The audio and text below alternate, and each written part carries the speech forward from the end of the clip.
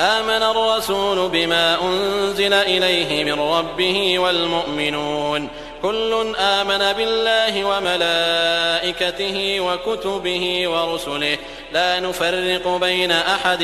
من رسله وقالوا سمعنا وأطعنا غفرانك ربنا وإليك المصير. لا يكلف الله نفسا إلا وسعها لها ما كسبت وعليها ما اكتسبت ربنا لا تؤاخذنا إن نسينا أو أخطأنا ربنا ولا تحمل علينا إصرا كما حملته على الذين من قبلنا ربنا ولا تحملنا ما لا طاقة لنا به واعف عنا واغفر لنا وارحمنا أنت مولانا فانصرنا على القوم الكافرين.